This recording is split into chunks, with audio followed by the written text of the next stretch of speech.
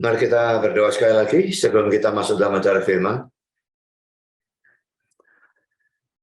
Bapa di surga, terima kasih bahwa dalam kebaktian ini kami mendapatkan kebebasan untuk membaca, mendengar, mempelajari, merenungkan sebagian firman Tuhan. Kami sekali lagi mohon untuk Engkau hadir di sini maupun di tempat setiap peserta, dan memimpin mengarahkan kami, memberkati dalam acara firman, baik penyampaian maupun penerimaan. Tolong hamba mudah menyampaikan, berikan kekuatan, jasmani pikiran, khususnya suara, berikan pengurapan, berikan kata-kata. Kami serahkan seluruh persiapan khotbahnya dalam tangan Tuhan. Engkau tambahi kurang ubahkan sehingga apapun yang dia sampaikan betul-betul adalah kebenaran yang datang dari Tuhan, yang Engkau sendiri kehendaki untuk dia sampaikan. Dan biarlah semuanya Engkau berkati sehingga penyampaian firman itu berjalan dengan baik dan bisa mendapat tempat yang baik dalam diri kami masing-masing, karena kami sadar bahwa tanpa pekerjaan dari Roh Kudus-Mu semuanya akan sia-sia belaka. Kami berdoa untuk setiap orang yang mendengar kebaktian ini atau mendengar khotbah ini, bila Engkau berikan hati yang terbuka, memberikan kesegaran juga, konsentrasi yang baik dari awal sampai akhir, dan terang secukupnya supaya semua bisa mengerti. Dan telah mengerti, biarlah mereka semua Engkau berikan ketundukan. Jangan biarkan kami hanya sekadar menjadi pendengar dan pengerti firman, tapi biarlah semua kami menjadi pelaku, penanggap firman, bahkan kalau boleh pemberita firman. Dan biarlah dengan itu Tuhan lebih dipermuliakan. Setan pasti bekerja, kami mohon Kau kuatkan semua kami, menghadapi godaan dan terangnya di dalam bentuk apapun.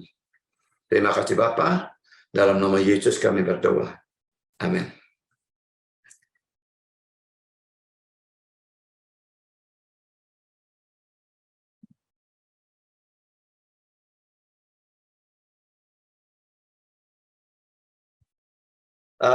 Kita membahas Yunus pasal 1 ayat 1-3. Minggu lalu sudah kita bahas, itu baru sesi yang pertama dan belum selesai pembahasan ini. Dan kali ini kita menuntaskan Yunus 1-3 ini dengan sesi yang kedua. Kita bisa berikan judul yang berbeda, Pintu yang Terbuka bagi Orang yang Lari dari Panggilan Tuhan. Sebetulnya kalau orang lari dari panggilan Tuhan, Tuhan bisa saja menutup pintu kan. Tapi tidak selalu bisa terjadi seperti itu. Yang sering kali terjadi adalah yang seperti ini. Pintu yang terbuka, padahal orangnya lari dari panggilan Tuhan. Mari kita baca sekali lagi teksnya ya. Datanglah firman Tuhan kepada Yunus bin Amittai demikian. Bangunlah, pergilah ke Niniwe, kota yang besar itu. Berserulah terhadap mereka, bukan karena kejahatannya telah sampai kepadaku. Tetapi Yunus bersiap untuk melarikan diri ke Tarsis, jauh dari hadapan Tuhan. Ia pergi ke Yafo dan mendapat di sana sebuah kapal yang akan berangkat ke Tarsis. Ia membayar biaya perjalanannya, lalu naik kapal itu untuk berlayar bersama-sama dengan mereka ke Tarsis, jauh dari hadapan Tuhan. Saudara, poin pertama kita sudah bahas pada minggu yang lalu, dan sekarang adalah poin yang kedua. Yunus itu bisa mendapatkan jalan yang terbuka untuk lari dari Tuhan. Nah, seperti yang tadi saya katakan. Seandainya Tuhan mau menutup, bisa saja. Tidak ada kapal kayak, atau ada kapal tapi penuh kayak, atau ada kapal, ada tempat, tapi Yunusnya tidak punya uang, tidak bisa pergi juga dia. Tapi saudara, ternyata tidak. Yunus di sini bisa mendapatkan jalan yang terbuka untuk lari dari Tuhan. Tuhan tidak mau menutup jalan, Tuhan bahkan biarkan membuka jalannya terbuka. Apakah yang membuka jalan itu betul-betul langsung Tuhan atau melalui setan, saya tidak tahu. Dan tidak dibicarakan di sini, dan itu tidak penting. Tapi yang jelas jalannya terbuka. Untuk nabi yang lari dari panggilan Tuhan. Mari kita baca ayat 3.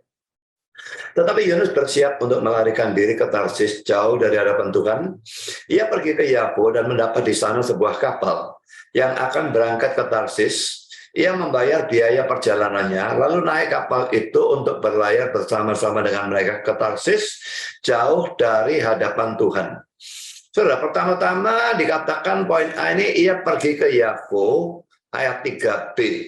Dalam terjemahan kita cuma dikatakan pergi ya, tapi itu terjemahannya kurang tepat sebetulnya. Dalam King James diterjemahkan, and he went down to Joppa. Dan ia turun ke Yafo.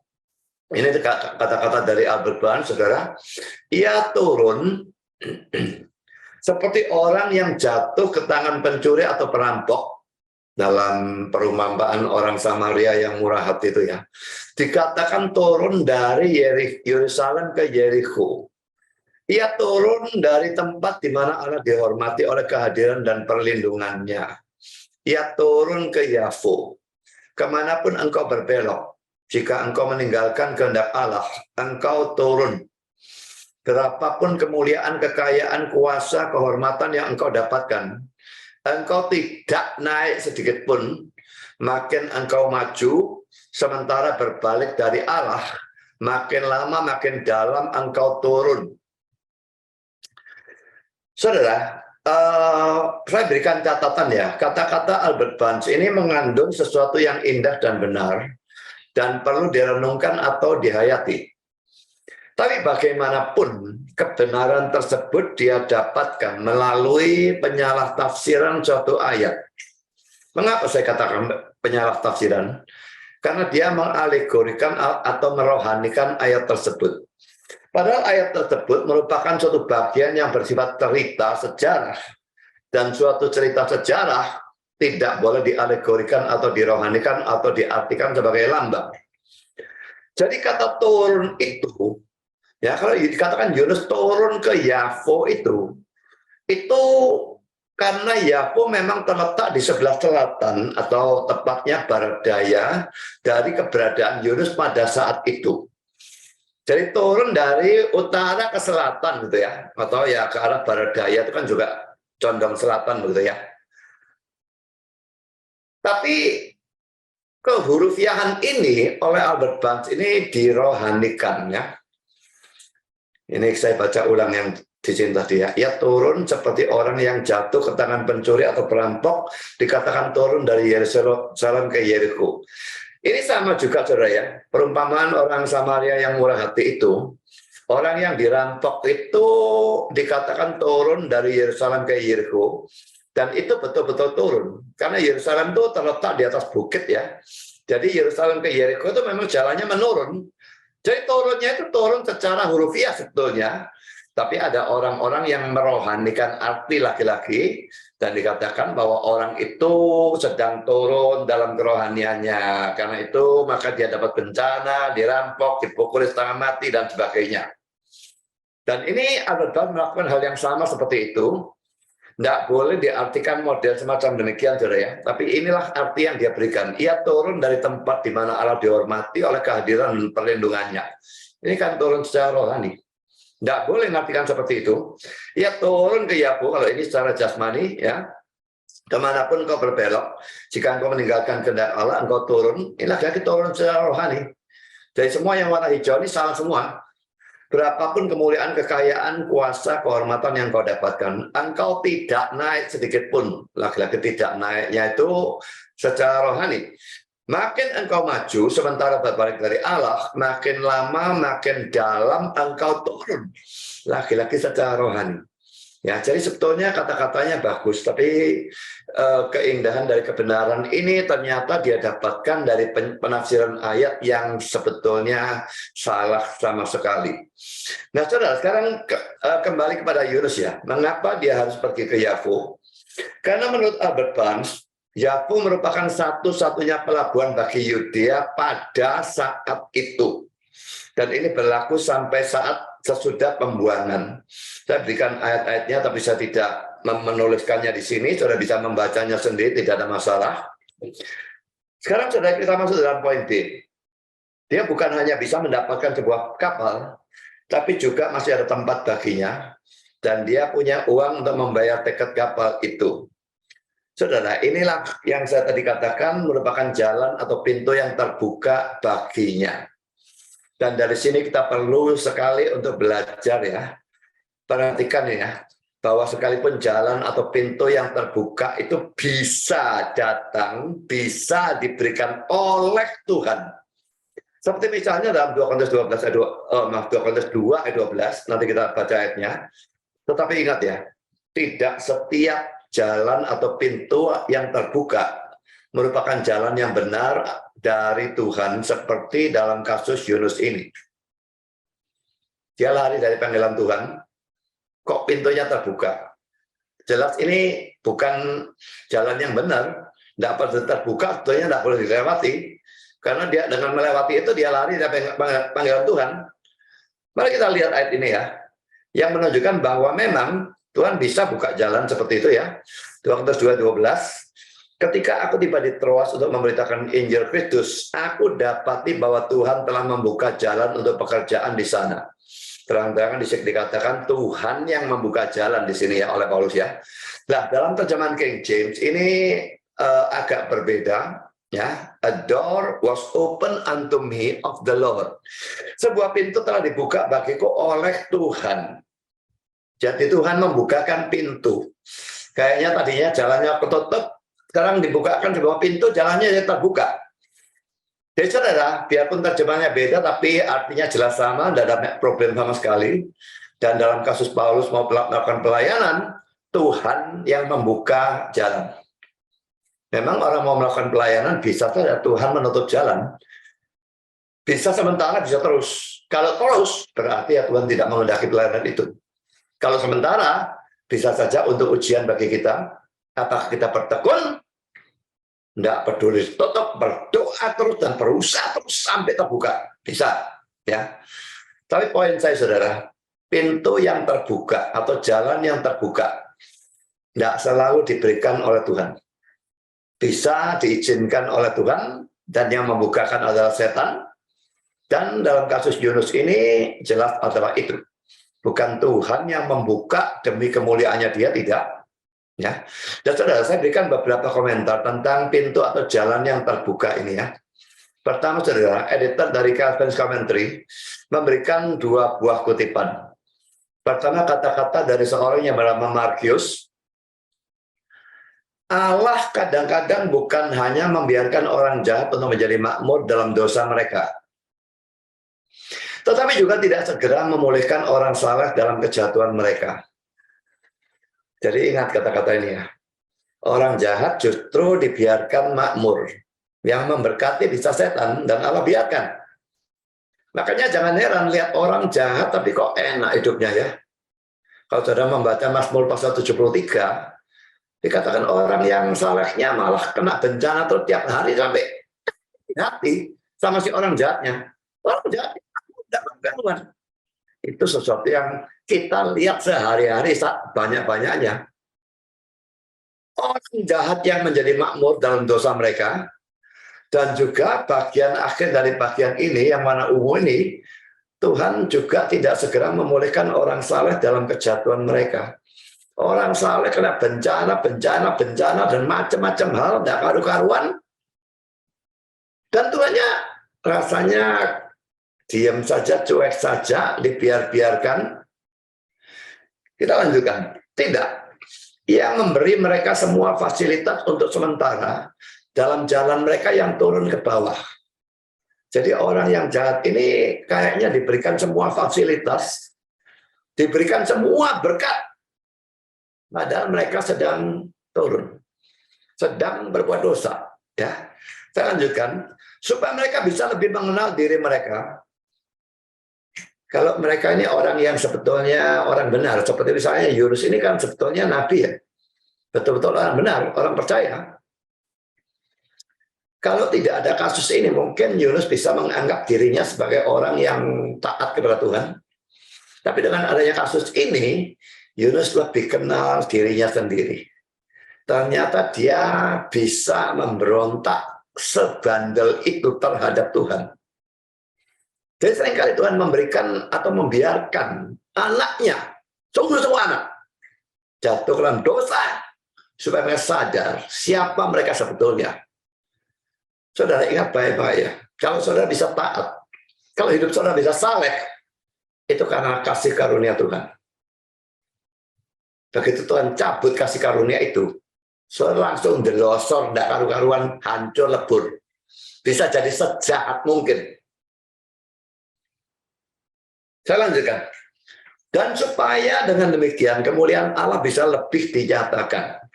Jadi, bodohlah orang berdosa yang memulai hidupnya dengan makmur dan lalu menyimpulkan bahwa akhirnya juga akan sama bahagianya.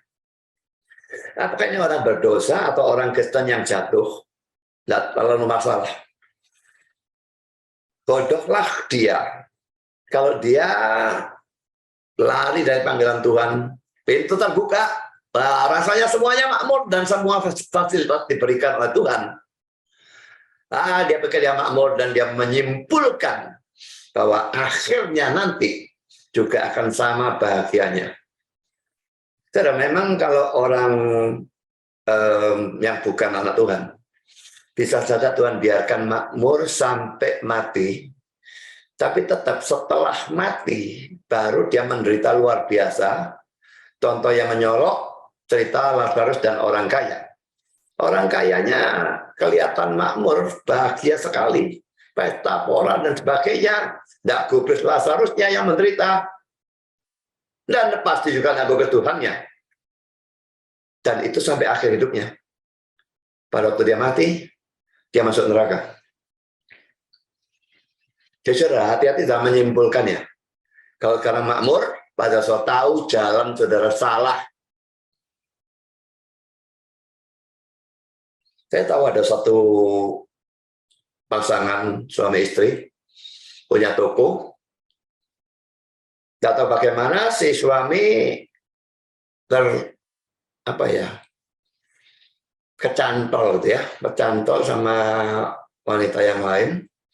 Dan dia ceraikan istrinya, lalu dia menikah dengan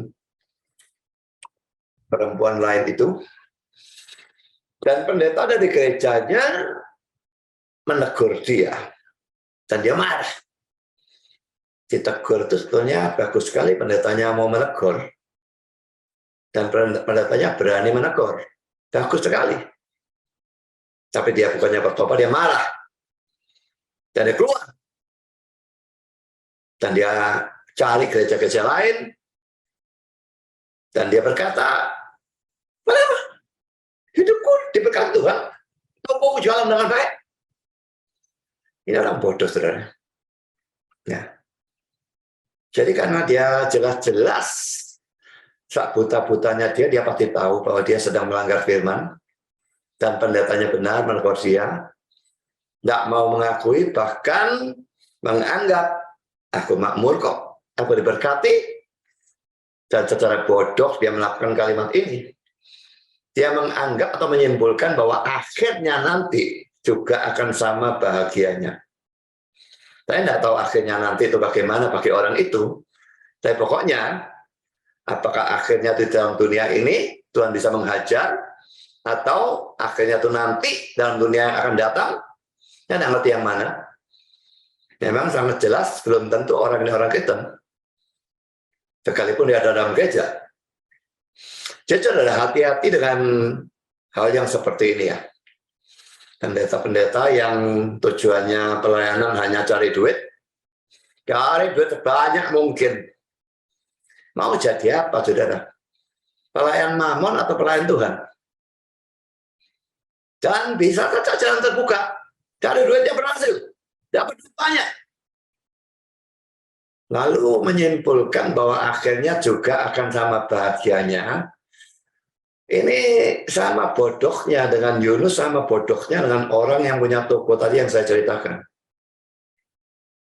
Kalau saudara sedang lari dari panggilan Tuhan, kembalilah, tidak peduli betapa nyamannya kehidupan saudara sekarang. Sekarang kita bahas poin kedua. Jadi editor dari Calvin Commentary juga mengutip kata-kata Matthew Henry. Ingat ya, bukan Calvin yang mengutip dari Matthew Henry, itu tidak mungkin karena Matthew Henry jauh jauh setelah Calvin, tapi editor dari Calvin's Commentary mengutip kata-kata Matthew Henry. Providensia kelihatannya baik terhadap rencananya, rencana dari Yunus ya, dan memberinya suatu kesempatan untuk lari atau lolos. Kita bisa ada di luar jalan kewajiban, tetapi mendapat angin yang menyenangkan. Jalan yang siap atau mudah tidak selalu merupakan jalan yang benar. Setelah providensia atau providence bisa diartikan sebagai semua pekerjaan Allah untuk melaksanakan rencananya. Atau kalau mau singkat, pelaksanaan dari rencana kekal Allah, itu providence ya. Kalau dilihat dalam kamus Inggris Indonesia, providence itu pemeliharaan. Tapi sebetulnya arti dari providence itu mencakup lebih dari pemeliharaan. Segala sesuatu yang Allah lakukan untuk melaksanakan rencana kekalnya, itu disebut sebagai providence. Jadi ayat ini, kata-kata ini mengatakan providensianya kelihatannya baik, rencananya, padahal rencananya lari dari Tuhan. Providensia membuka pintu, memberinya suatu kesempatan untuk lari atau lolos. Dan lalu dikatakan kita bisa ada di luar jalan kewajiban, tapi mendapat angin yang menyenangkan. Jalan yang siap atau mudah tidak selalu merupakan jalan yang benar. Jadi setiap saudara mendapatkan jalan terbuka, wah di sini dapat duit, wah di sini dapat duit, wah di sini dapat duit, wah di sini dapat semua yang memakmurkan saudara. Ingat, jalan yang siap atau mudah atau jalan yang makmur tidak selalu merupakan jalan yang benar. Dan berkat tidak selalu datang dari Tuhan. Bisa setan memberkati supaya saudara kerasan di dalam jalan yang salah itu. Kerasan lari dari Tuhan. Hati-hati. Jangan main-main. Sekarang kita masuk dalam poin yang kedua. Tadi kita sudah memperhatikan kutipan dari editornya Calvin's Commentary, 2 kutipan. Sekarang kutipan yang kedua datang dari Pulpit Commentary. Usaha Yunus untuk lari dari kehadiran Allah kelihatannya berhasil. Ia mendapat di sana sebuah kapal yang akan berangkat ke Tarsis. Providensia kelihatannya baik kepadanya atau mendukungnya, tetapi ini merupakan suatu pandangan yang sempit. Providensia harus ditafsirkan secara luas. Ia membayar biaya perjalanannya. Ia punya uang. Laki-laki kelihatan sebagai providensia yang baik atau menguntungkan, dan ia langsung membayarnya. Jadi saudara, pintu terbuka pada waktu kita melakukan hal-hal yang bertentangan dengan kehendak Tuhan ini merupakan sesuatu yang membahayakan. Yunus masuk melaluinya dan menyangka semuanya akan baik-baik saja, tetapi saudara, apa yang lalu terjadi dengan dia? Kita yang sudah pernah membaca kitab Yunus tentu tahu apa yang akan terjadi. Sesuatu bencana yang luar biasa. Tidak usah kita bahas sekarang, nanti toh kita akan sampai di sana. Karena itu saudara, kalau saudara melakukan sesuatu yang salah, apa saja yang salah itu bisa apapun ya, pokoknya yang tidak cocok dengan firman ya. Misalnya bekerja pada hari Minggu, dusta atau ketidakjujuran, pacaran dengan orang yang tidak seiman, berselingkuh, meninggalkan pelayanan demi kesenangan pribadi, atau dosa-dosa pasif. Dosa pasif ini lebih tidak ketara ya, seperti tidak berdoa, tidak belajar firman Tuhan, atau tidak ikut pemahaman Alkitab, tidak melayani, semua orang Kristen harusnya melayani, tidak memberikan persembahan persepuluhan dan sebagainya.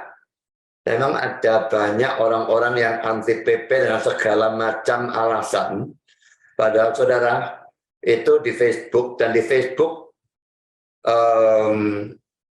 saya punya grup tentang persembahan persepuluhan dalam perjanjian baru, dan saya sudah menghancur leburkan argumentasi dari semua orang yang anti persembahan persepuluhan. Setelah tertulis ada, video juga ada. Kalau mau serius belajar dengan gampang, mau bisa belajar. Tapi kalau nolak itu gampang sekali, padahal apa yang dia gunakan sebagai argumentasi itu ada dalam pembahasan saya. Tidak ada yang saya sisakan dari argumentasi orang yang anti PP. Semua saya hancur leburkan. Dan saya percaya bahwa persembahan persepuluhan tetap diharuskan di dalam zaman perjanjian baru sampai sekarang. Saya kira cuma satu alasan yang sebenarnya dari orang yang anti PP. Alasannya adalah mereka pelit. Cuma ngomong, aku pelit karena itu aku anti PP. Ya, enggak mau lah. Jadi cari alasan yang lain-lain supaya seolah-olah dia alkitabiah, tetapi tetap anti PP. Jadi saudara, kalau saudara punya dosa-dosa ini, maka hati-hatilah dengan setiap pintu yang terbuka dan dengan setiap berkat Tuhan yang saudara dapatkan dari pelarian dari Tuhan tersebut. Jangan menjadi seperti Yunus. Kalau saudara tidak diajar, itu mungkin artinya belum dihajar. Tapi hajaran akan datang, atau lebih celaka lagi kalau saudara bukan anak-anak Tuhan, bukan hajaran yang datang, hukuman yang datang. Dan hukuman sama bisa terjadi di dunia ini, bisa nanti dalam dunia yang akan datang, seperti dalam kasus orang kaya dan Lazarus itu. Tapi yang jelas, Tuhan tidak terus akan diamkan saudara yang lari dari panggilannya, lari dari firman-Nya, melanggar firman-Nya seenaknya sendiri. Dia tidak akan terus biarkan.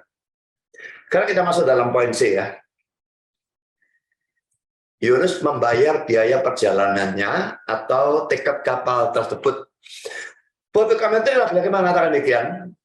Manusia biasanya tidak segan mengeluarkan uang untuk melaksanakan kehendak mereka sendiri. Nggak tahu tiket kapal ini berapa mahal, tapi dia bayar dengan sukarela. Dan ini ya, manusia biasa tidak segan mengeluarkan uang untuk melaksanakan kehendak mereka sendiri. Ini biasa.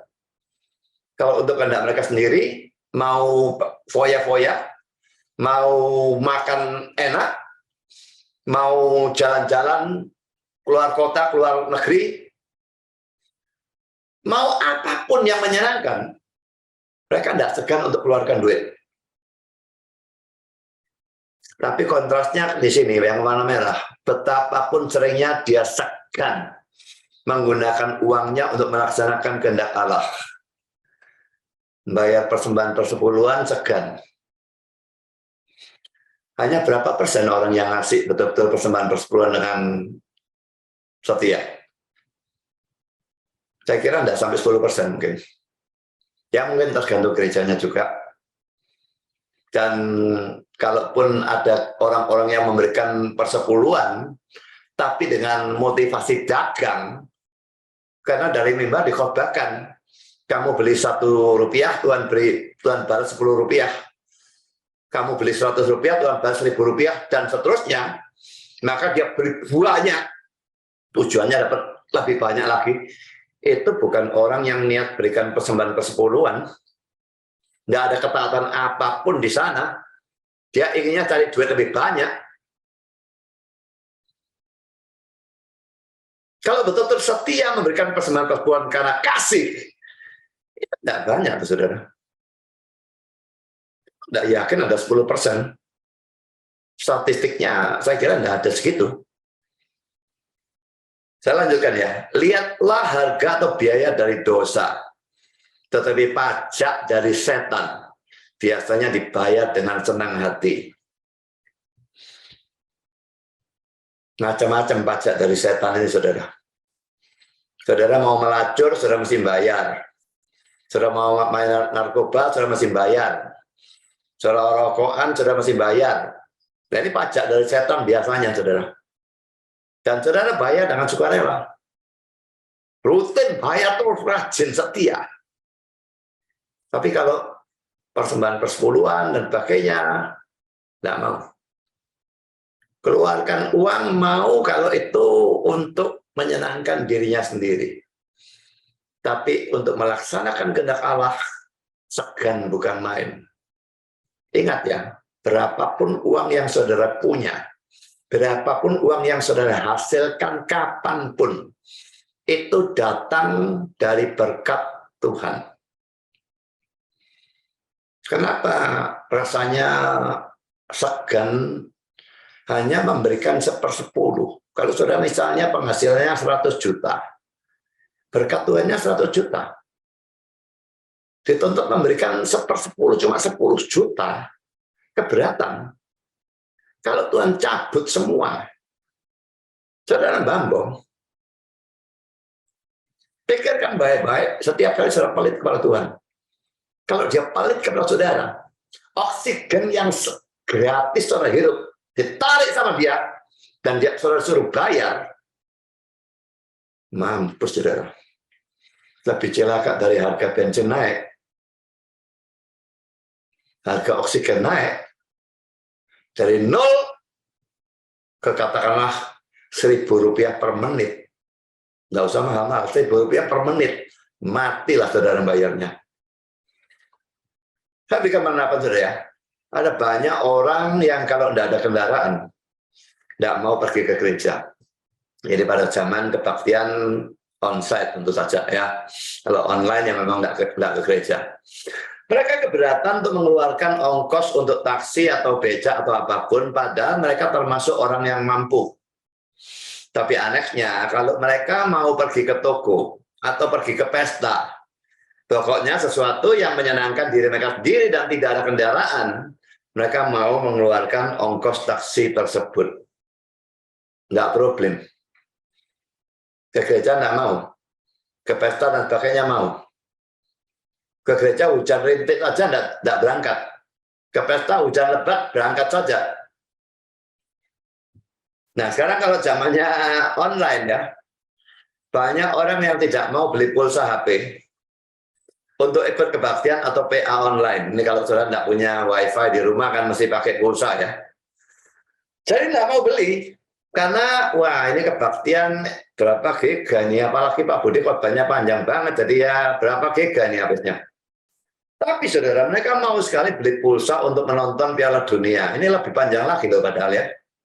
Satu kali pertandingan berapa itu? 90 menit atau 120 menit, saya bahkan tidak tahu, bahkan saya tidak senang sepak bola. Belum lagi atau perpanjangan waktu, lalu tambahin lagi adu penalti, tambah panjang lagi. Beli pulsa, nonton Piala Dunia. Juga mereka mengatakan bahwa mereka tidak ada waktu untuk nonton video YouTube yang berisi khotbah-khotbah yang benar untuk kerohanian mereka. Tapi mereka bisa membuang waktu berjam-jam untuk nonton sepak bola. Sekarang sudah makin lama makin dekat final. Tidak tahu berapa, saya tidak mengikuti belas karena saya tidak senang sepak bola. Siapa yang masuk 16 besar? Nanti siapa yang masuk 8 besar? Saya tidak tahu gimana caranya ya.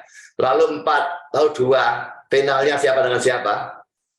Ini pasti ada bakal banyak orang yang melekan dan nonton sepak bola mengorbankan rohaninya.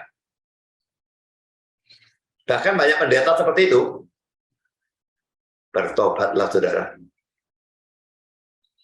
Saya sudah katakan saya tidak senang sepak bola, tapi saya senang sekali dengan tinju. Tapi kemarin atau kapan saya sudah katakan, andai kata pun Rocky Marciano dibangkitkan dari antara orang mati, dan demikian juga dengan Muhammad Ali, lalu duanya diadu pada masa prime mereka.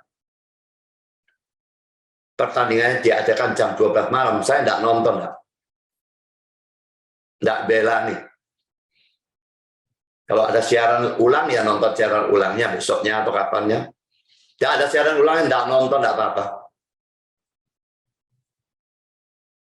Sesuatu yang sudah saya pelajari sejak saya pertama-tama jadi orang Kristen. Hobi saya tidak boleh menjadi Allah lain.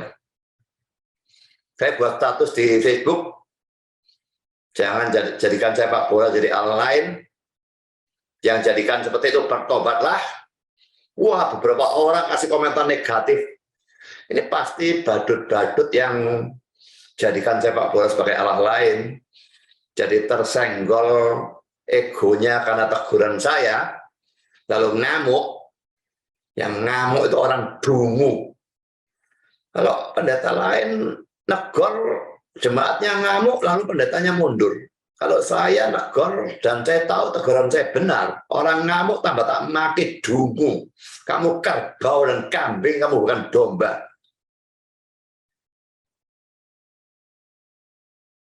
Nah, mau bertobat tidak apa-apa. Kita lihat siapa yang benar.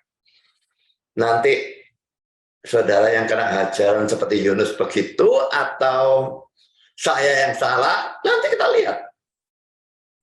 Karena kita masuk poin yang ketiga. Banyak orang yang pelit sekali kalau memberi untuk Tuhan, apalagi kalau harus memberikan persembahan persepuluhan. 100% saja tidak cukup kok, suruh ngasih persepuluhan. Justru tidak cukupnya itu karena tidak diberkati oleh Tuhan, dibocori oleh Tuhan. Sehingga 90%, 100% tidak cukup. Tapi Tuhan itu di atas matematik. Sangat bisa 100% tidak cukup. Tapi malah sudah berikan 10% untuk Tuhan dengan hati yang betul-betul mengasihi. Tuhan akan ngatur sehingga 90% bisa cukup. Bagaimana bisa terjadi demikian? Ingat ya, kalau saudara catat semua pengeluaran atau pemasukan saudara ya, nanti selalu ada pengeluaran yang tidak terduga. Keran yang diam-diam putus, mobil yang atau motor yang rusak, perbaikan, tahu-tahu sakit sehingga perlu pergi ke dokter, itu kan pengeluaran tak terduga semua. Kalau yang makan dan bayar listrik dan itu pengeluaran terduga semua. Tapi pengeluaran tak terduga yang bisa keluar bisa tidak keluar, itu tergantung Tuhan. Kalau Tuhan tidak biarkan motor saudara rusak, ya motornya tidak rusak, tidak usah keluar biaya untuk perbaiki. Demikian juga keran dan sebagainya atau penyakit atau apapun. Kalau Tuhan tidak akan itu menimpa saudara, ya bisa saja tidak menimpa saudara. Pada waktu yang memberikan per bulan, bisa Tuhan memberkati dengan cara seperti itu. Sehingga pengeluaran tak terduga itu amblas semua. Atau berkurang banyak, sehingga dengan 90% justru malah lebih. Tapi mereka yang dengan senang hati mengeluarkan uang untuk sesuatu yang bersifat dosa, atau yang menyenangkan diri sendiri seperti rokok, apalagi narkoba, foya-foya, jalan-jalan ke luar negeri, atau bahkan perzinahan, berapapun banyaknya uang yang harus dikeluarkan. Ini banyak ya, pelit untuk Tuhan. Untuk dirinya sendiri dan kesenangannya biasanya dosa, mereka rela keluarkan sangat banyak uang. Banyak seperti itu sudah sangat banyak. Lihat saja nasib mereka pada akhirnya nanti kalau mereka tidak mau bertobat. Kita masuk dalam poin D, saudara. Kapal yang ditumpangi Yunus itu menuju ke Tarsis dalam ayat 3. Saudara, di mana ke Tarsis itu? Tidak mudah untuk menjawab pertanyaan ini karena para penafsir punya perbedaan pendapat yang banyak. Kita lihat tafsiran dari Calvin. Berkenaan dengan kata Tarsis atau Tarsisa, saya tidak meragukan bahwa itu berarti Kilikia. Ada yang menganggap bahwa itu adalah kota Tarsus, tetapi mereka salah karena itu adalah nama suatu negara. Mereka yang menerjemahkan laut juga salah karena Yunus bermaksud tidak hanya pergi ke laut, tetapi juga menyeberang ke Kilikia yang berlawanan atau berseberangan dengan laut Syria. Bandingkan dengan Kisah Rasul 21 ayat 39, Paulus menjawab, aku adalah orang Yahudi dari Tarsus, warga dari kota yang terkenal di Kilikia. Aku minta supaya aku diperbolehkan berbicara kepada orang banyak itu. Rasanya saudara ya, pandangan Calvin ini tidak terlalu masuk akal. Karena kota yang dia maksudkan itu ada di utara. Agak aneh kalau dia tuh turun ke Yafo, atau selatan atau barat daya gitu ya. Lalu naik kapal menuju ke utara lagi, naik lagi. Ini aneh rasanya. Nah sekarang Matthew Poole, orang-orang lain mengatakan bahwa itu adalah Tunis atau Carthage di Afrika. Albert Barnes, Tarsis, suatu kota perdagangan kuno dari Spanyol.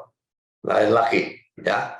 Leslie C. Allen, Tarsis berada di sisi yang lain dari dunia dibandingkan Niniwe.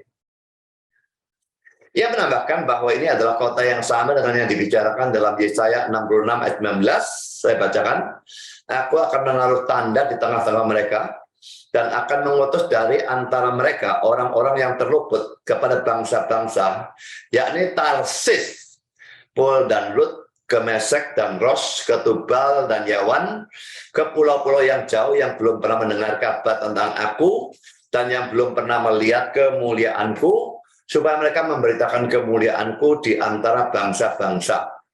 Saya tidak menafsirkan ayat ini apapun, saudara ya, cuma menunjukkan orang ini berkata, Tarsis ini kota yang sama dengan yang ada dalam Yesaya 66 ayat 19 ini. Dan menurut Leslie C. Allen ini, Tarsis berada di sisi yang lain dari dunia dibanding dengan Niniwe. Jadi disuruhnya pergi ke sana, dia pergi ke sini. Betul-betul kontras 180 derajat. Sekarang saudara, kita melihat poin E. Apakah Allah membiarkan Yunus menolak panggilannya? Saudara, seorang penafsir atau pengkhotbah dari Pulpit Commentary menyusun sebuah khotbah berdasarkan Yunus pasal 1 ayat 3, dan dia lalu memberikan komentar sebagai berikut. Allah tidak memaksa Yunus, tidak memaksanya ke Niniwe. Ia hanya memerintahkan dia untuk pergi, dan Yunus menentang atau menolak perintah ilahi. Manusia mempunyai kuasa atau kekuatan untuk menentang atau menolak Allah. Lalu dia kutip ayat, kamu selalu menentang Roh Kudus. Kutipan itu dari Kisah Rasul 7 ayat 51. Hai orang-orang yang keras kepala dan yang tidak bersunat hati dan telinga, kamu selalu menentang Roh Kudus, sama seperti nenek moyangmu, demikian juga kamu. Saudara, ini orang Armenian bodoh luar biasa, saudara ya. Dan itu perlu saya berikan tanggapan. Ini merupakan suatu kebodohan karena sekalipun sampai ayat 3 ini Allah masih membiarkan Yunus. Tapi kalau saudara membaca Yunus pasal 1 ayat 4 sampai 17, lebih-lebih saudara baca terus sampai akhir dari kitab Yunus ini, maka saudara melihat dengan jelas bahwa Tuhan tidak membiarkan, tetapi sebaliknya memaksa Yunus untuk pergi ke Niniwe, dan Yunus tidak bisa menolak paksaan Tuhan. Kalau sampai saat ini, ayat 3, Tuhan tidak memaksa Yunus, maka itu disebabkan karena dia mempunyai rencana tertentu dengan dosa Yunus tersebut. Dibiarkan sampai titik tertentu, tapi tidak dibiarkan terus. Itu tidak berarti manusianya bisa menolak panggilan Tuhan. Pada waktu saya dulu dipanggil Tuhan, ayah saya tidak setuju saya jadi pendeta, dan saya waktu itu di ITS tingkat 5, saudara, hanya tinggal membuat skripsi, lalu pergumulan selama 7 bulan, saya yakin Tuhan tidak mengizinkan saya selesaikan skripsinya, dan saya dipanggil menjadi hamba Tuhan, dan saya putuskan untuk mentaati panggilan Tuhan tersebut. Dan ayah saya mendesak begitu ya, sebetulnya, tapi saya bilang enggak. Dan saya tidak mau menjadi seperti Yunus. Dipanggil, lalu menolak panggilan, jadi tidak karu-karuan. Saudara, kalau saudara memang yakin dipanggil, maka tidak peduli siapapun yang menentang saudara, taatilah panggilan Tuhan. Kita harus lebih taat kepada Allah daripada kepada manusia. Kisah Rasul 5 ayat 29. Saudara, dan menolak panggilan Tuhan itu celaka. Cuma sebaliknya, kalau saudara tidak dipanggil Tuhan, atau belum yakin akan panggilan Tuhan, jangan jadi hamba Tuhan.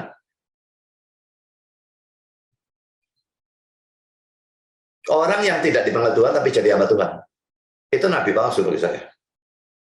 Tuhan tidak panggil dia, siapa suruh dia jadi hamba Tuhan? Makanya banyak orang yang hamba Tuhan, tapi buat khotbah tidak bisa, mengkhotbahkan juga tidak karu-karuan, isi khotbahnya tidak ada apapun,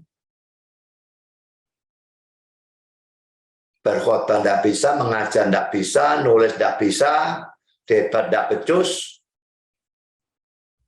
Lalu dia mau jadi hamba Tuhan dalam hal apa? Mustahil Tuhan panggil seseorang jadi hambanya, lalu tidak dikasih karunia belas. Memang saudara, tidak berarti karunianya mesti hebat-hebat, luar biasa. Tapi setidaknya karunia berkhotbah itu nilainya 6 atau 7, bukannya 4 atau 3. karunia mengajar, tidak harus ada karunia berkhotbah dan mengajar, dua-dua, dan debat, dan nulis, tidak harus. Tapi salah satu mesti ada. Atau berkhotbah atau mengajar, bagaimana orang dipanggil jadi pendeta tapi ngajar, tidak punya karunia, khotbah juga tidak punya. Beda, saudara ya. Karunia ngajar dan karunia khotbah itu beda. Dosen saya di RTS tempo hari ada satu namanya Richard Pratt, mungkin ada banyak dari saudara yang tahu, karena dia sering ke Indonesia. Dia sangat bagus dalam mengajar, tapi dia sendiri ngomong bahwa dia tidak bagus dalam khotbah. Dan memang saya pernah dengarkan dia khotbah, tidak enak khotbahnya, tapi ajar bagus sekali. Jadi dua karunia itu beda, tidak semua orang mempunyai dua-dua. Bisa salah satu. Nggak masalah punya salah satu. Tapi kalau tidak punya dua-dua, Tuhan panggil dia jadi hamba Tuhan, lalu jadi apa, saudara? Bagaimana melaksanakan tugas pendeta? Ngajar tidak bisa, khotbah tidak bisa. Tidak ada kemungkinan. Jadi kalau saudara khotbahnya tidak karu-karuan, acaranya tidak karu-karuan, buat khotbah sendiri tidak becus, harus nyontek khotbahnya orang, hanya keberatan khotbah saya dikhotbahkan orang lain. Tapi kalau orang itu memang tidak bisa buat khotbah sendiri, mungkin dia memang sudah dipanggil Tuhan, ya sebetulnya tidak usah jadi pengkhotbah.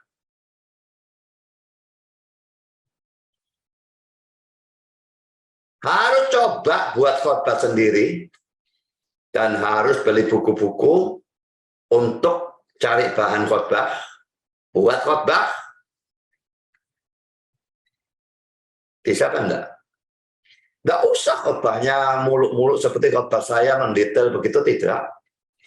Tapi sedikitnya khotbah yang punya arah dan cukup menyampaikan sesuatu yang bagus secara rohani kepada jemaat. Jadi sudah nilai tidak perlu 8, 9, 10, 6, 7 boleh lah. Tapi kalau nilainya 3 atau 2 ya saudara tidak dipanggil Tuhan. Saya lanjutkan komentar dari Albert Barnes. Katakan kepadaku, apakah engkau lari dari Tuhan? Tunggulah sebentar dan engkau akan belajar dari kejadian atau peristiwa ini bahwa engkau tidak bisa lolos dari tangan pelayannya Tuhan, yaitu laut. Bukan laut tok, saudara ya. Laut ditambahi angin sehingga menjadi badai, ditambah ikan besar, ditambah segala macam peristiwa sehingga Yunus dilemparkan ke laut, lalu ditelan ikan 3 hari. Bayangkan bagaimana rasanya. Ini paksaan Tuhan untuk orang yang melari dari panggilan Tuhan. Kalau sudah lari dari panggilan Tuhan, semua makmur. Belum terjadi apa-apa, belum datang hajarannya. Cepat bertobat sebelum datang hajarannya, lalu saudara alami yang Yunus alami. Bayangkan saja ada dalam perut ikan, pengapnya bagaimana, amisnya bagaimana, dan gelap dan sebagainya, dan kotor, dan menjijikan semuanya. Sekarang mau yang ketiga. Mengapa Yunus menolak panggilan perintah Tuhan? Dia nabi kok. Kalau memang dia sudah nabi sebelum saat ini, sudah jelas dia sudah banyak disuruh memberitakan firman dan tidak pernah diberitakan dia itu menolak atau apapun. Tapi kenapa di sini menolak? Ada banyak kemungkinan atau alasan yang diberikan oleh para penafsir ya. Poin A, merupakan sesuatu yang tidak umum, sangat tidak umum bagi seorang nabi Israel untuk ditarik dari bangsa pilihan tersebut, lalu dikirim ke bangsa kafir. Calvin membandingkan dengan Petrus yang juga ragu-ragu pada waktu disuruh pergi ke Cornelius yang bukan orang non-Yahudi. Terbaca Kisah Rasul 10 ayat 17, nanti kita baca ya. Perhatikan kata-kata jangan bimbang dalam Kisah Rasul 10 ayat yang ke-20. Kita baca teksnya ya. Kisah 10 ayat 17 sampai dengan 20. Petrus bertanya-tanya di dalam hatinya apa kiranya arti penglihatan yang telah dilihatnya itu. Sementara itu telah sampai di muka pintu, orang-orang yang disuruh oleh Cornelius dan yang berusaha mengetahui di mana rumah Petrus. Mereka memanggil seorang dan bertanya apakah Simon yang disebut Petrus ada menumpang di rumah itu. Dan ketika Petrus sedang berpikir tentang penglihatan itu, berkatalah Roh, ada 3 orang mencari engkau, bangunlah, turunlah ke bawah dan berangkatlah bersama-sama dengan mereka. Jangan bimbang, sebab aku yang menyuruh mereka kemari. Ada kata-kata dari Tuhan, jangan bimbang ini jelas menunjukkan bahwa tadinya dia bimbang. Salah satu kemungkinan dia bimbang, kok ini non-Yahudi, kenapa aku disuruh pergi ke non-Yahudi? Enaknya pergi apa enggak ya non-Yahudi kok. Tapi Tuhan berkata, berangkatlah, jangan bimbang. Aku yang menyuruh mereka kemari. Karena poin B, kemungkinan kedua, Yunus tidak mau itu karena dia ragu-ragu apakah dia akan punya pengaruh terhadap bangsa kafir yang terkenal akan kejahatannya ini. Terhadap bangsanya sendiri, dia sudah mendapatkan pengalaman betapa tegar tengkuknya bangsa tersebut. Dan betapa sedikitnya hasil yang dia dapatkan. Apalagi dengan bangsa kafir ini, hasil apa yang bisa diharapkan. Sebetulnya tidak usah terlalu pedulikan, saudara ya. Kalau saya misalnya diutus oleh Tuhan untuk khotbah di kalangan saksi Yehuwa, asal mereka memang mau membiarkan saya khotbah, saya akan khotbah. Dan saya tidak akan pedulikan berhasil atau tidak berhasil.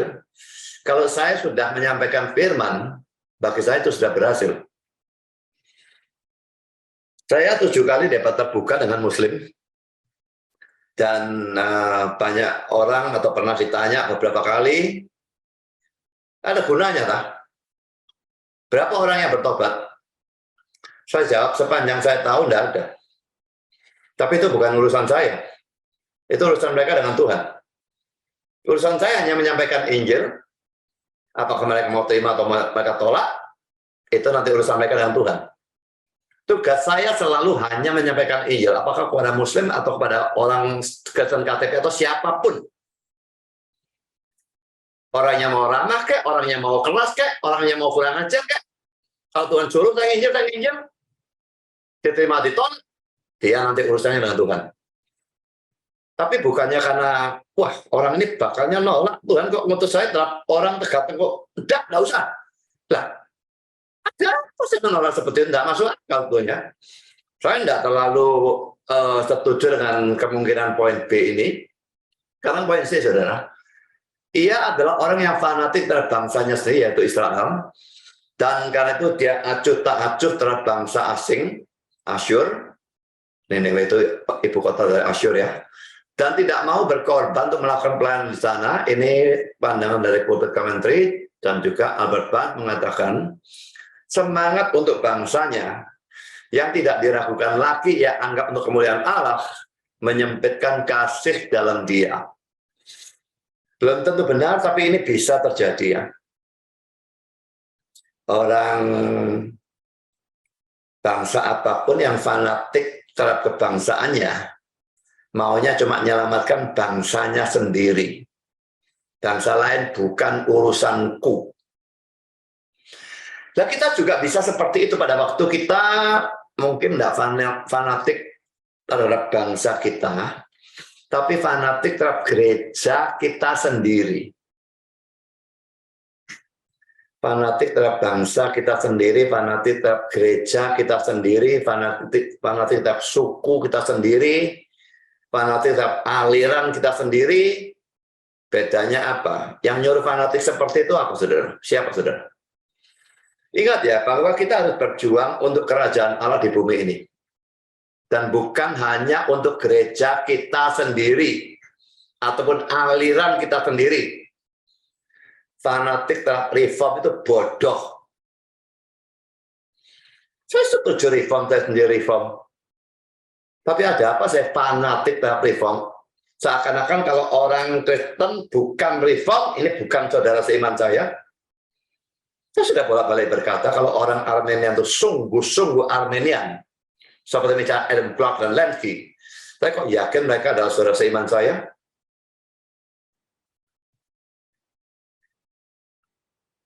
Dan apakah kita boleh berjuang untuk gereja Armenian? Kan Armenian yang Alkitab dan Injil, tentu ya. Tapi kalau namanya tok Alkitabiah, seperti GBIA, Alkitabiah hanya. Kalau cuma namanya tok, ya lain ceritanya. Saya suruh berjuang untuk mereka. Saya keluarkan duit 1 rupiah pun tidak sudi.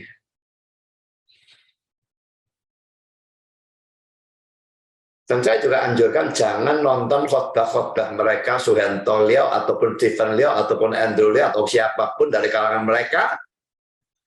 Karena pada waktu saudara nonton khotbah mereka di YouTube, saudara memberikan uang kepada mereka. Setiap mereka ditonton, mereka dapat duit dari YouTube. Kalau terpaksa mau nonton, download dulu khotbah mereka. Baru tonton downloadannya. Maka mereka nggak dapat uang. Dan ini bukan berlaku untuk GBIA saja. Semua yang sesat, bahkan dalam reform, jangan ditonton. Heran, orang senang nonton yang sesat. Ingat baik-baik, setiap orang nonton khotbah YouTube orang sesat itu dapat duit. Kalau nyumbang setan itu dapat dosa. Jangan pikir sesuatu yang remeh, menyumbang setan, menyumbang gereja yang sesat, menyumbang pendeta yang sesat.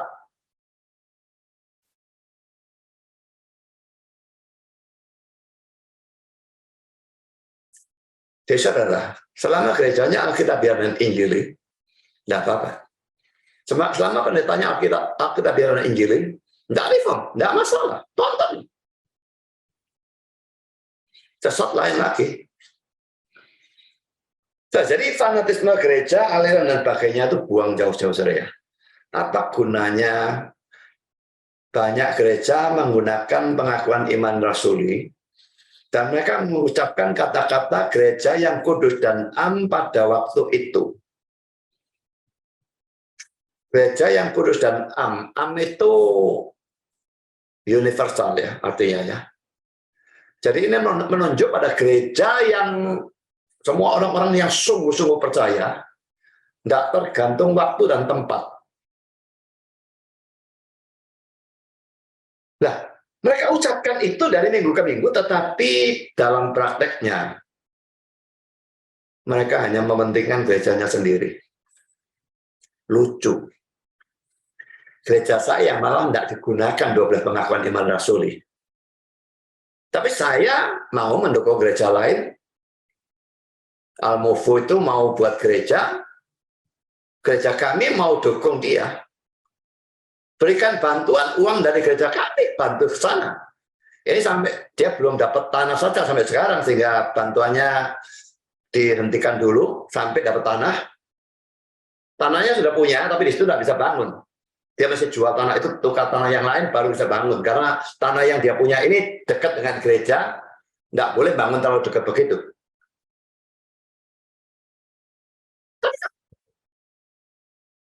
Saya mendukung Al-Mufu, saya punya keuntungan apa? Saya tidak peduli keuntungannya, saudara. Saya tahu Al-Mufu orang yang Injili, orang yang Alkitabiah, biarpun dia belum sekolah teologi, dia bisa banyak gunakan bahan saya. Dan dia bekerja untuk kerajaan Allah di bumi ini. Maka saya merasa saya wajib mendukung dia.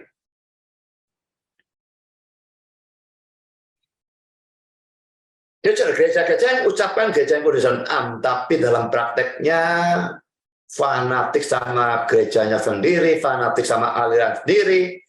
Ini sama seperti Yunus yang punya pengakuan iman yang bagus. Ayat 9b nanti kita baca.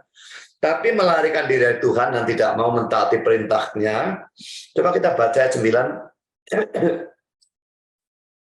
Sautnya kepada mereka, aku seorang Ibrani, aku takut akan Tuhan, Allah yang mempunyai langit, yang telah menjadikan lautan dan daratan. Ini pengakuan iman, saudara, bagian yang saya garis bawain ya. Tuhan dengan huruf besar Yahweh. Yahweh Allah yang mempunyai langit yang telah menjadikan lautan dan daratan. Lalu kenapa kamu lari dari dia? Pengakuan imannya tidak cocok dengan tindakannya. Nah itu sama.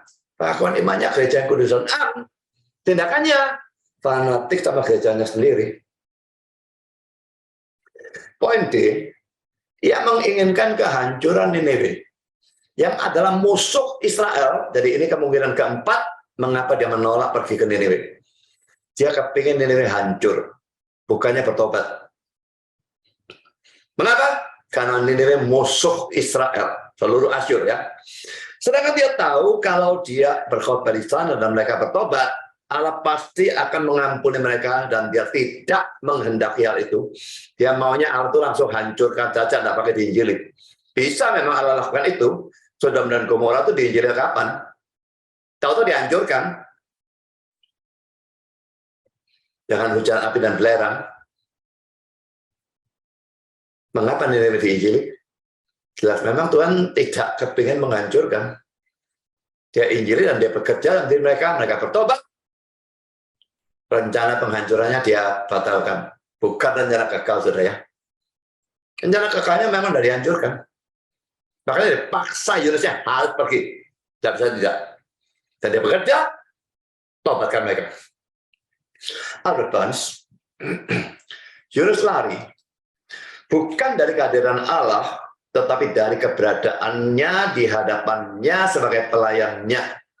Ia menolak pelayanan Allah karena seperti belakangan ia sendiri ceritakan kepada Allah, ia tahu bagaimana itu akan berakhir dan ia tidak menyenanginya.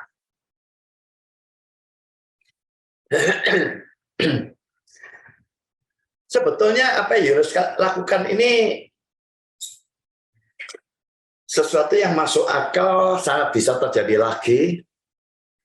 Katakanlah saudara punya seorang anak perempuan lalu diperkosa orang.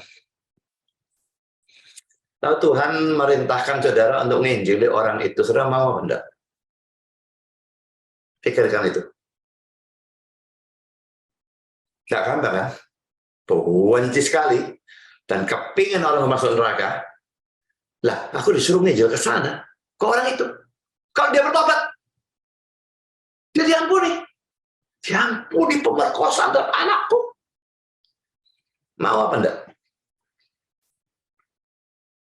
Asyur ini musuh Israel. Bunuh banyak orang Israel.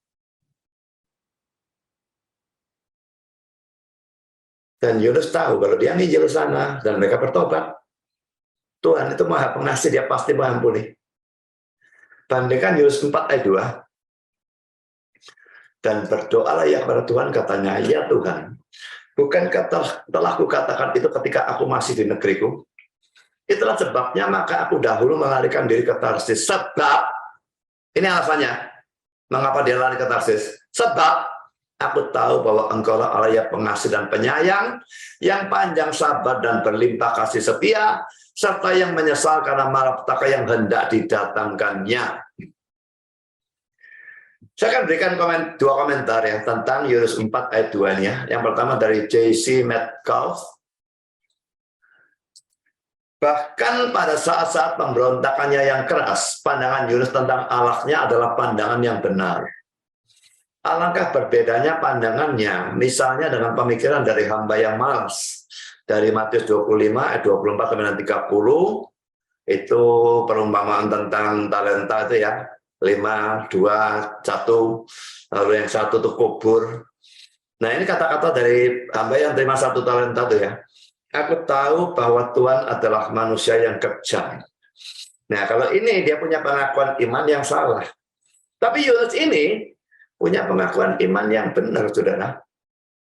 Ya pandangannya benar ini. Engkaulah Allah yang pengasih dan penyayang, yang panjang sabar dan berlimpah kasih setia, serta yang menyesal karena malapetaka yang hendak didatangkannya. Tentu saja dia hanya menyesal kalau orangnya bertobat, kalau enggak ya enggak. Ya. Sekarang saudara kita lihat poin yang kedua dari Albert Barnes. Ia takut bukan terhadap keganasan dari orang Niniwe yang seperti singa, tapi pada kelembutan Allah. dan bahwa kelembutan itu akan menjadi kehancuran bagi bangsanya sendiri.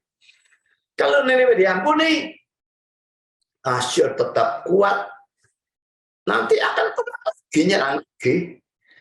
Generasi ini mungkin enggak, tapi nanti ganti generasi, mereka akan hancurkan negaraku, bangsaku. Ini dihubungkan dengan kata-kata Nahum tentang orang-orang Niniwe dalam Nahum 2 ayat 12, di mana gerangan persembunyian singa dan gua singa-singa muda, tempat singa pulang pergi, tempat anak singa di mana tidak ada yang mengganggunya. Biasanya singa itu menerkam supaya cukup makan anak-anaknya, mencekik mangsa bagi betina-betinanya, dan memenuhi liangnya dengan mangsa dan persembunyiannya dengan terkaman.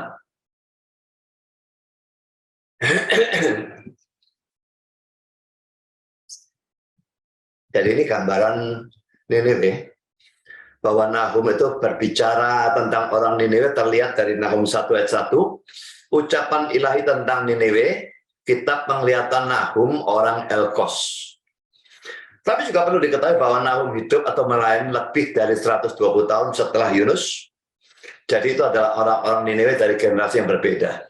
Tapi ya biasanya bangsa kafir-kafir itu ya semua seperti itu. Karena seperti singa begitu, tidak mungkin hanya pada zamannya Nahum, pada zamannya Yunus, atau sebelum Yunus, atau setelah Nahum, tetap ya seperti itu. Kecuali kalau sudah masuk zaman perjanjian baru, itu mungkin jadi bisa lain.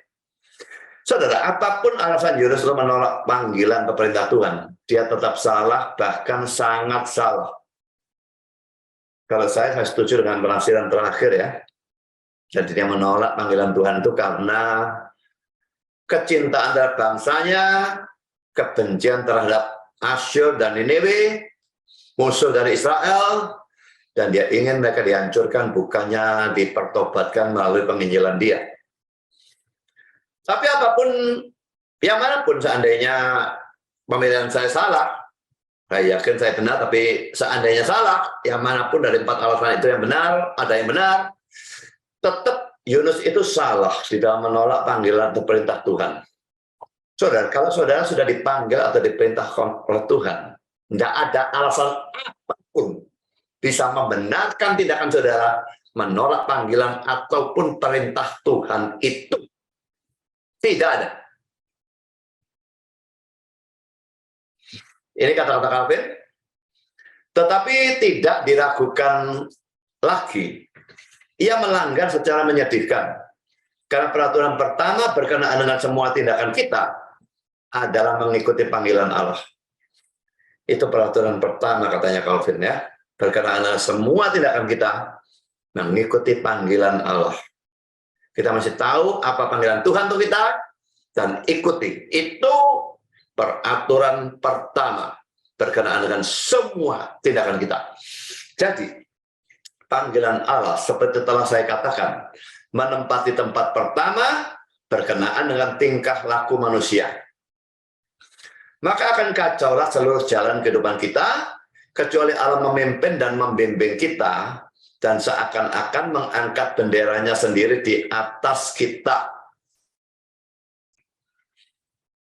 Pokoknya saudara hidupnya tidak sesuai dengan panggilan Tuhan, kacaulah seluruh jalan kehidupan saudara. Jadi cari tahu dulu saudara ya, apa yang Tuhan mau dengan hidup saudara.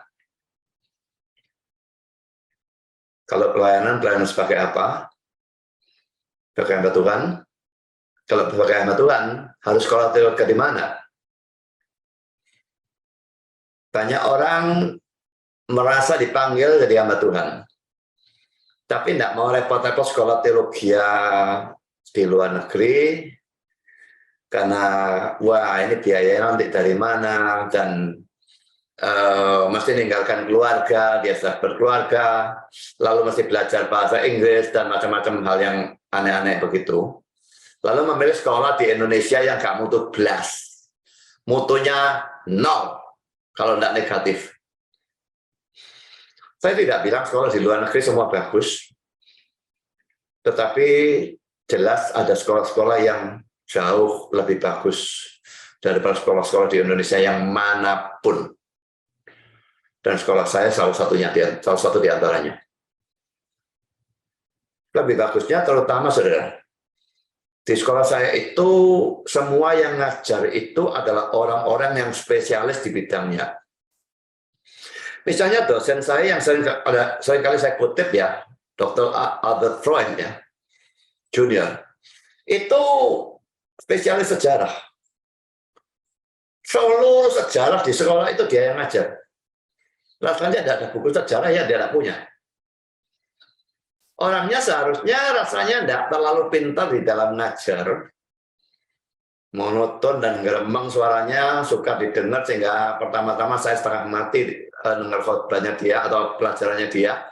Tapi tulisannya dia bagus, jelas bagus. Dosen saya yang ngajar bahasa Ibrani, memang semester pertama itu Knox Chamberlain, dia tentu bagus dalam bahasa Ibrani, tetapi bukannya belajar di Yerusalem, tidak ya. Tapi dia punya metode mengajar yang terbaik dari 3 dosen bahasa Ibrani yang saya pernah mengajar saya. Orang kedua adalah Richard Pratt, dia profesor Perjanjian Lama. Jadi memang mestinya dalam Perjanjian Lama atau bahasa Ibrani dia mungkin lebih bagus daripada Chamberlain. Dan dia juga bagus dalam mengajar. Tapi yang paling top, Van Gemeren. Itu sekolah di Yerusalem, dia bisa bicara bahasa Ibrani. Tapi justru ngajarnya yang paling tidak karu-karuan. Kalau dia mengajarnya yang buruk. Kemampuan Ibraninya hebat.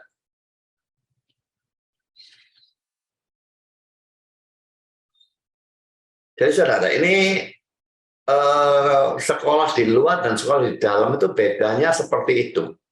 Di sana dosen-dosennya itu spesialis.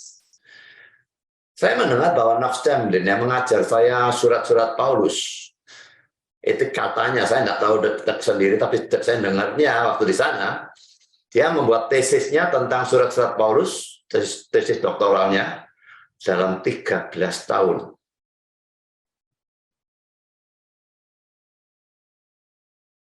Dan juga semua dosen-dosen yang lain seperti itu. Spesialis di bidangnya. Kalau dosen di sini gimana? Seadanya pendeta dijadikan dosen. Spesialis, tidak ada urusan. Itu saja jelas sudah beda, saudara. Tidak mungkin sama. Belum lagi kalau saudara sekolah di sana, saudara terpaksa belajar bahasa Inggris, dan itu mutlak penting. Lebih baik belajar bahasa Inggris dan mengerti bahasa Inggris daripada pintar bahasa Yunani Ibrani tapi tidak bisa bahasa Inggris. Saya pintar bahasa Yunani Ibrani, saya tetap tidak bisa nafsir. Butuh buku tafsiran bahasa Inggris. Tetap tidak bisa ngerti. Dia yang mau sekolah teologi, tapi tidak mau berkorban, sudah mengikuti panggilan Allah, saya mengikuti setengah-setengah. Terus terang saya waktu dipanggil Tuhan dari hamba Tuhan, saya maunya juga tidak mau sekolah luar negeri. Put saya nggak bisa bahasa Inggris dan macam-macam hal yang lain. Tapi pendeta saya bilang, tidak bisa kamu sekolah dalam, aku tidak mau. Kamu harus sekolah luar. Saudara yang sekolah dalam bilang tidak ada biaya. Saya dulu tidak ada biaya juga. Tapi RTS itu bisa memberikan beasiswa. Tinggal saudara mau apa enggak, itu aja. Jangan banyak alasan. Sekolah di dalam terus. Tapi dokter juga ada gunanya. Sekolah di luar sampai gelar doktor pun ada yang tidak karu-karuan. Tapi kemungkinannya untuk lebih bagus di luar jauh lebih banyak daripada bisa bagus di dalam.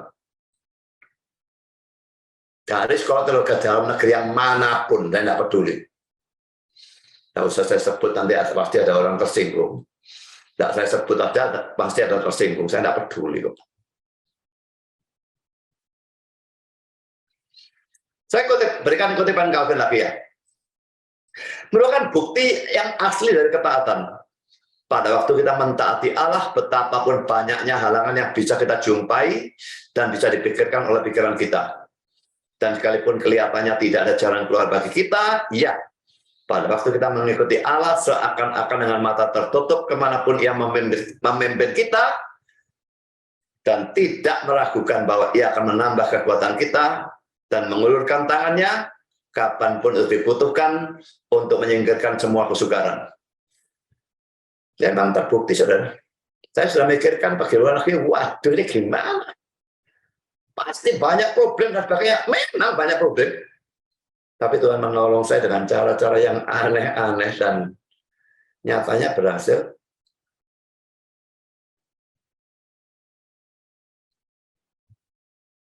Saya berikan catatan ya, poin A bandingkan dengan Musa yang dalam Keluaran 3 dan 4 mengajukan bermacam-macam keberatan yang menurutnya tidak memungkinkan dia untuk memenuhi panggilan atau perintah Tuhan. Poin B, demikian juga pada waktu Yeremia dipanggil Tuhan, dikatakan dalam Yeremia 1 ayat 6, maka aku menjawab, Tuhan Allah, sesungguhnya aku tidak pandai berbicara sebab aku ini masih muda. Lalu apa yang sedang dia lakukan saat ini? Dia sedang berbicara kepada Tuhan. Tapi dia bilang tidak pandai berbicara. Mungkin maksudnya tidak fasih. Fasih bicara tidak tergantung muda atau tua, saudara. Dan fasih bicara, Tuhan bisa berikan kalau dia mau. Dan kalaupun Tuhan tidak mau berikan, tidak butuh pengkhotbah yang fasih bicara untuk bisa menjadi alat Tuhan. Bahkan kalau dia ngomongnya gagap, asal beritanya itu benar, Tuhan bisa pakai untuk mempertobatkan. Jonathan Edwards itu yang menulis dan mengkhotbahkan khotbah berjudul Sinners in the Hands of an Angry God, orang-orang berdosa dalam tangan Allah yang murka, dan mempertobatkan banyak orang terjadi KKR besar-besaran, kebangunan rohani besar-besaran. Datang hanya membaca. Bukan orang yang menyampaikannya enak, dinamis dan pakai, tidak, sangat tidak. Tapi dengan pakai dengan luar biasa. Dan banyak orang bertobat. Jadi jangan beralasan macam-macam seperti Musa atau Yeremia. Yang mesti dipastikan hanya panggilannya benar atau tidak. Kalau itu benar, jalan. Nggak peduli pikiran negatif, saudara mikirkan halangannya ini, halangannya itu, halangannya macam-macam. Tuhan Maha Kuasa untuk menolong saudara melewati semua halangan itu.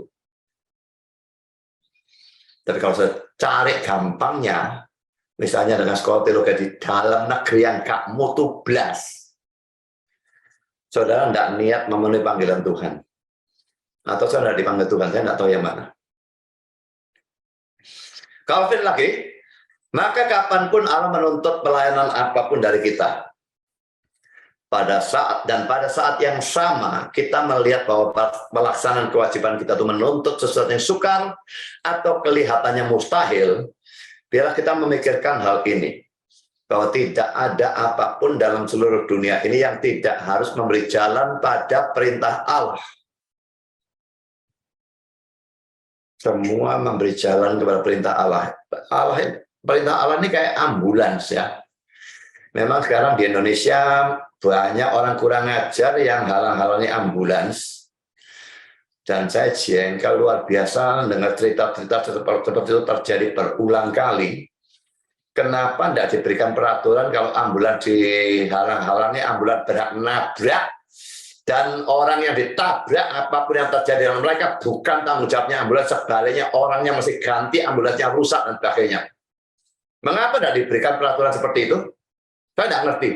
Tidak habis pikir, itu terjadi berulang kali. Kalau saya jadi Kapolri, tak buat peraturan itu. Pemadam kebakaran, ambulans berhak nabrak siapapun, apapun. Kalau mereka sengaja tidak mau minggir. Kadang-kadang memang nggak bisa minggir, saudara. Ya, lalu jalannya penuh, lampu merah, lalu saudara mesti berbuat apa? Tapi kalau bisa minggir, apa minggir? Tabrak dan suruh ganti. Mestinya seperti itu. Nah, perintah Allah ini seperti ambulans begitu, saudara, atau pemadam kebakarannya. Harus minggir, saudara. Yang lain harus minggir. Apapun yang menghalangi, minggir. Maka kita akan mendapatkan keberanian dan keyakinan bahwa tidak ada apapun yang bisa menyimpangkan kita dari kewajiban kita dan jalan yang benar, andai kata pun seluruh dunia berperang melawan Allah.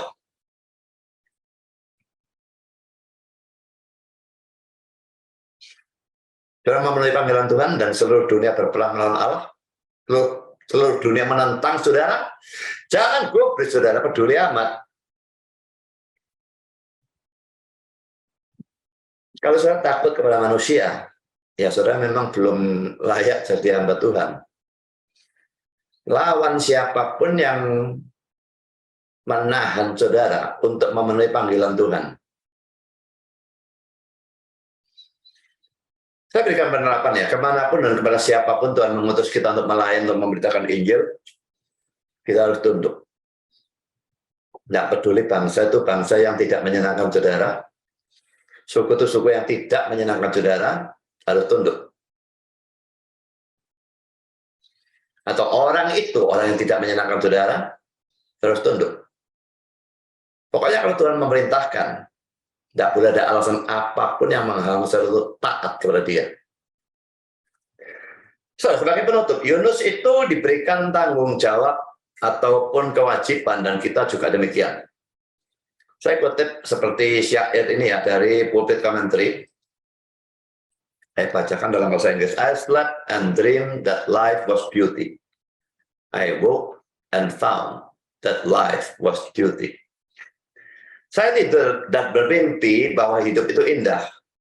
Saya bangun dan mendapati bahwa hidup merupakan kewajiban. Memang dalam Inggris ada syairnya ya, beauty dan duty.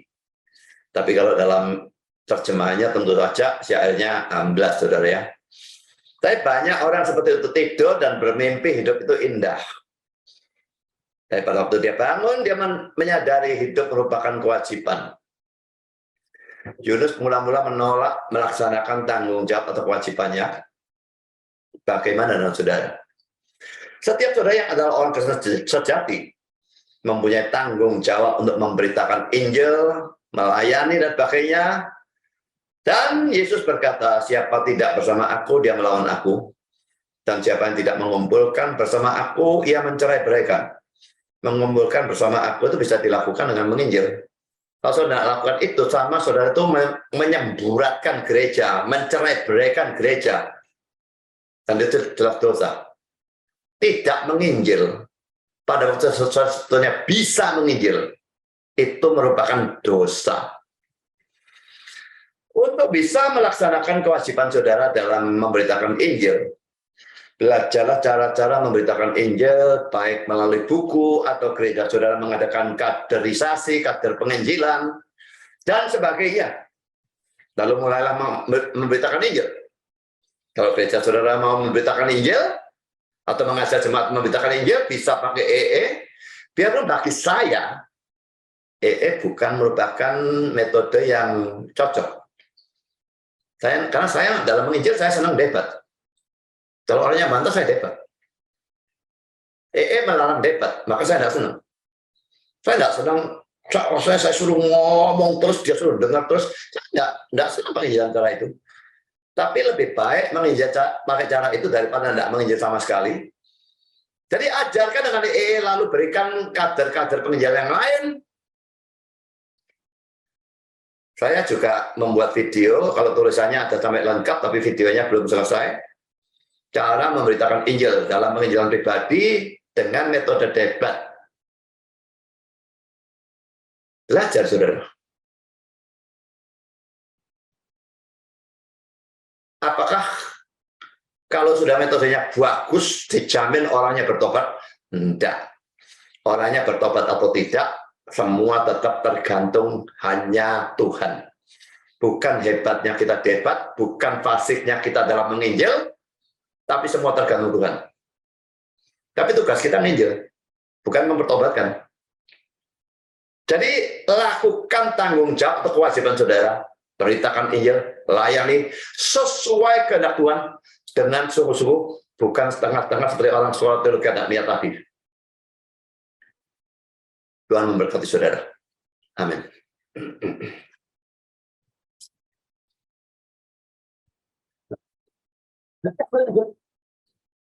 Mari kita berdoa. Bapa di surga, terima kasih bahwa kami sudah boleh mendengar sebagian firman tentang pemberontakan Yunus dan sebagainya. Tuhan tolong kami supaya kami tahu apa panggilan-Mu bagi kami.